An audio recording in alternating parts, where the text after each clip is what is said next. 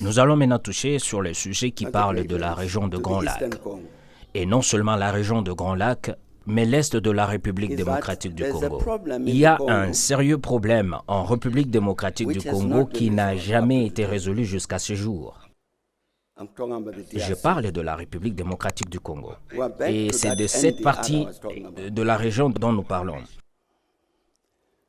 Car vous le savez bien qu'une partie de la population de l'Est de la République démocratique du Congo est constituée d'une population rwandophone que certains appellent Banyamulenge.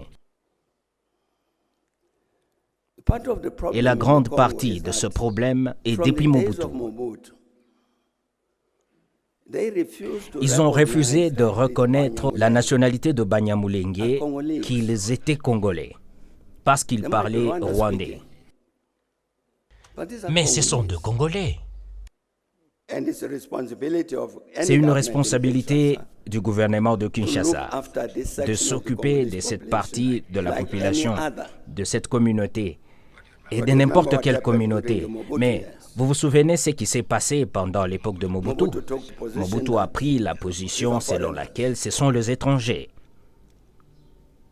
C'est comme en Afrique du Sud ici, on dit parce que ceux qui sont au nord parlent une langue semblable au Botswanais et tout à coup, nous disons restez là-bas et disons que ce pays n'est pas le vôtre, vous n'êtes plus sud-africain.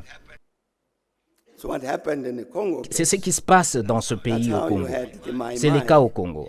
Et vous avez un groupe de milices appelé Mai Mai, imaginez-vous, qui ont un esprit de cibler et de chasser les communautés rwandophones et les amener vers le Rwanda. Mais je dis que c'est une responsabilité du gouvernement central du Congo de s'occuper de cette population qui est congolaise. Ce sont des Congolais, ce ne sont pas des Rwandais.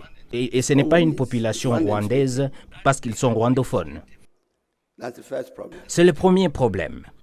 Le deuxième problème, l'empreinte administrative de Kinshasa, du gouvernement de Kinshasa, est trop faible. Une faible empreinte du gouvernement de Kinshasa, il n'atteint pas l'est du pays. Donc, vous trouvez une partie qui ressemble à cette partie du pays qui a eu une très légère expérience de gouvernance, gouvernée par le gouvernement de Kinshasa. Vous avez un faible gouvernement, une faible empreinte du gouvernement à l'est, et cela signifie que d'autres forces émergent et prennent le relais. C'est le cas dont je vais parler d'un M23. Vous ne pouvez pas éviter le phénomène du M23 en tant que gouvernement du Congo, à moins que vous ne disiez que nous les Congolais, le gouvernement congolais protégera le Banyamulenge parce que c'est une communauté congolaise et si vous ne le dites pas, vous permettez aux autres de faire ce qu'ils veulent dans ces secteurs. Et quand vous observez bien, c'est ce qui fait la cause de l'existence de M23. Ils s'arment pour protéger les leurs, pour se défendre, donc les communautés Tutsi congolais. Donc c'est pareil, c'est ces problèmes causés par cette faiblesse de l'empreinte du gouvernement congolais à l'est. C'est ça la cause. Et cela monte jusqu'à l'est du côté Ituri et le reste.